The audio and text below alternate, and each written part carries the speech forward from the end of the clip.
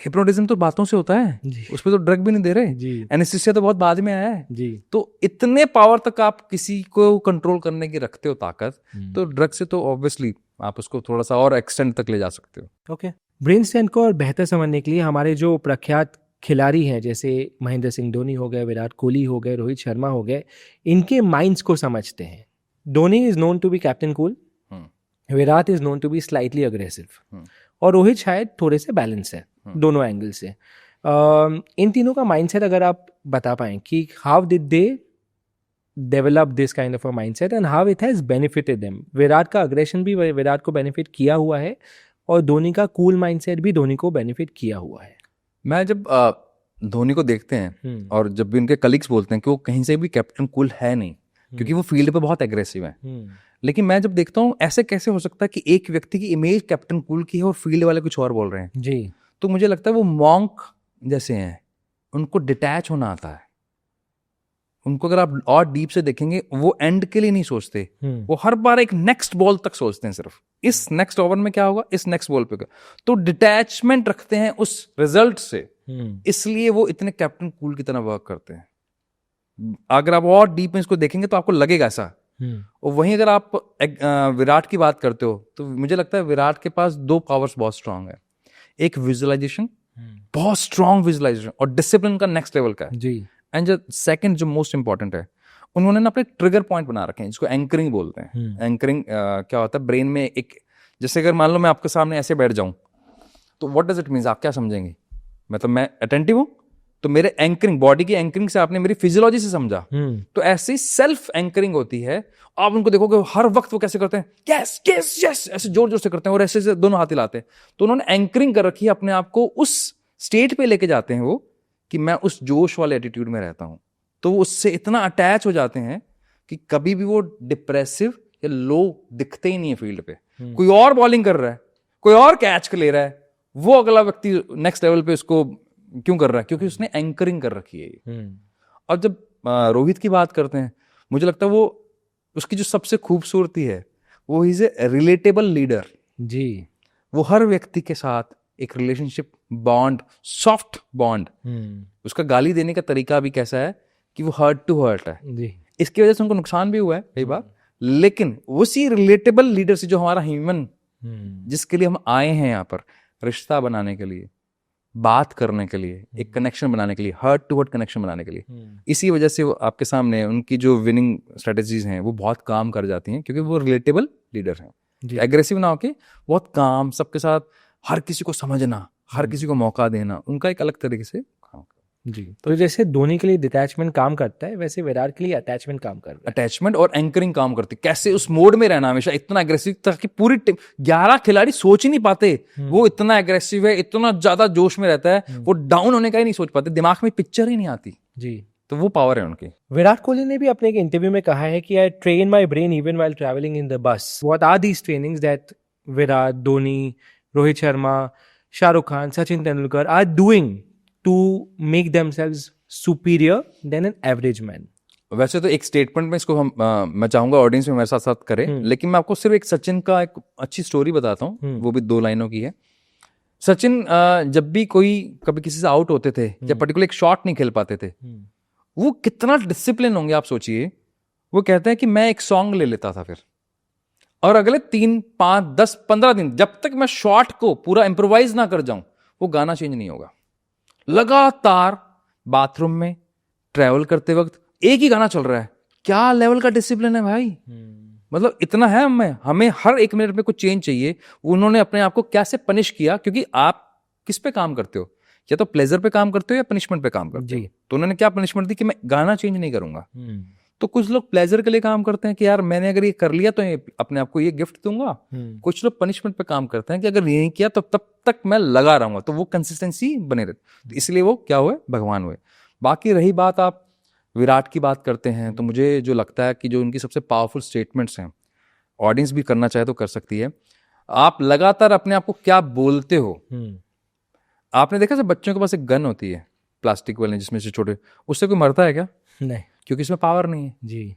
और शब्दों में एक पावर होती है, वो रियल गन जैसे होते हैं। अगर आपके पास इमोशन जुड़ जाए, आपकी कॉन्शियसनेस जुड़ जाए, आपका इमोशन जुड़ जाए और शब्द पावरफुल हो जाएं तो आपके पास रियल गन है। तो आप किसी को भी, भाई आप ये सोचो, हमारे यहाँ पर लोग कैसे थे कि जब राग भैरवी या अलग अलग रागे गाते थे, बारिश कर देते थे, आग लगा देते थे। क्या थी? शब्दों की पावर। आंखें बंद की, एकदम तीर आ गया। ऐसे कैसे हो गया? क्योंकि वो उनके पास पावर थी। तो सेम हमारे पास भी तो है, हम उन्हीं के तो जीन हैं।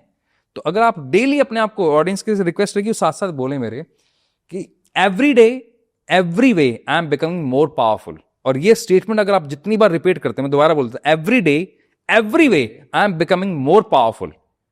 इसको अगर आप किसी को हेल्थ का चैलेंज है, every day every way I am becoming more healthier, तो आपके ब्रेन के पास कोई एक स्टेट तो आएगी जो अंदर बैठेगी। आप बाथरूम में हो, पी कर रहे हो तब भी बोल रहे हो, आप पानी पी रहे हो तब भी बोल रहे हो, आप खाना खा रहे हो तब भी बोल रहे हो, इंटरनल माइंड में बोल रहे हो, कई बार आप कॉन्शियसली बोल रहे हो। एक समय आता है जब आपकी स्टेट आती है ब्रेन की, जब वो आपके सबकॉन्शियस माइंड में जाता है और आपका ब्रेन, बॉडी हील होना शुरू हो जाता है और अंदर बैठ जाती है बात। मेरे मन में अगर ये बैठ सकता है कि गलत है, तो अच्छा भी तो बैठ सकता है। तो एक स्टेटमेंट आपकी लाइफ चेंज कर सकता है। ये करके देखें आप। विराट कोहली यही करते हैं। वो अपने आप को बहुत बात करते हैं, अपने आप से बहुत ज्यादा बात करते हैं। ये बहुत बार उन्होंने इंटरव्यूज में भी कहा है, विजुअलाइज करता हूं, मैं बात करता हूं, अपने आप को अफर्म करता हूं, अपने उस मेंटल स्टेट में भी। ताजमहल के लिए बोला जाता है ना कि पहले ताजमहल मन में बना होगा फिर वापस आया होगा।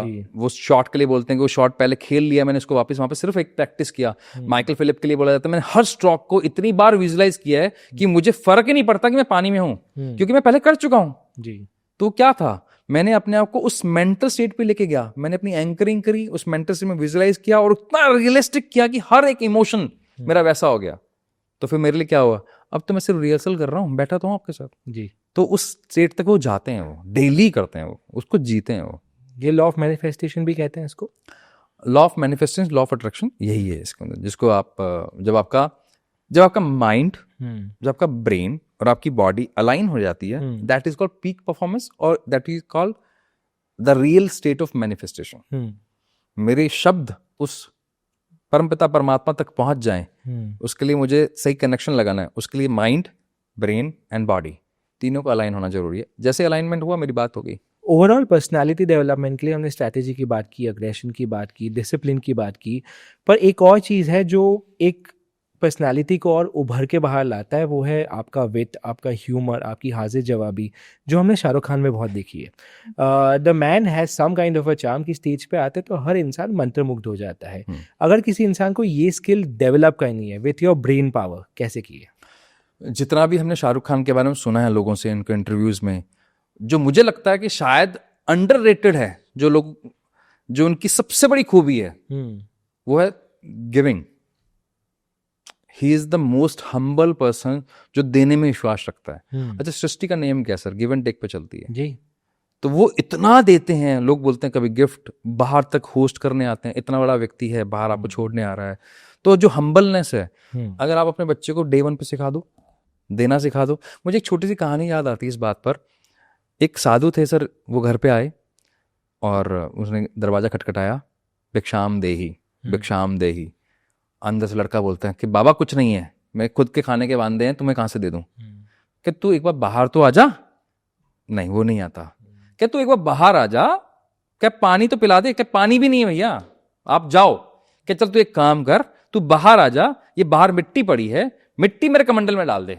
वो एकदम इरिटेट होते, फ्रस्ट्रेट होते, झल्लाते हो बाहर आता है और मिट्टी उठाता है और कमंडल में डाल देता है। धन्यवाद, थैंक यू, तथास्तु, आपका जीवन मंगलमय हो, कह के वो आगे चले जाते हैं। साथ में शिष्य होते हैं कि ये क्या किया, मिट्टी डलवा ली, इसी में तो हमने खाना ले, और क्या मिट्टी लेने की जरूरत थी जब वो मना कर रहा था? तो कि आज वो मिट्टी देने आया है, कल जब उसके पास पैसे होंगे, खाना होगा, तो खाना भी देगा। देने की आदत तो पड़े जी। अब हम जिस फैमिलीज की तरफ जा रहे हैं, हमारे यहाँ पर शेयरिंग खत्म हो गई है। शेयरिंग करना सिखा दो। जिसको देने की आदत हो गई, उसकी इनसिक्योरिटीज खत्म हो गई जी।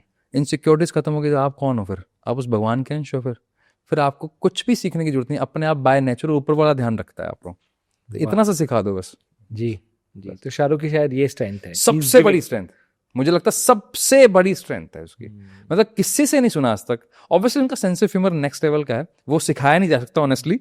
मैं आपको बोलूं कि हम बता सकते हैं कि सेंस ऑफ ह्यूमर में आप में होगा या नहीं होगा थ्रू फिंगरप्रिंट्स, लेकिन मैं कहूँ सिखा सकते हैं, वो थोड़ा टफ है। वो कुछ हद तक आप बना सकते हो, नेचुरल टैलेंट नहीं है तो वो थोड़ा सा आर्टिफिशियल तो दिखेगा आपको। To watch the full video click here. पूरा वीडियो देखने के लिए यहाँ क्लिक करें।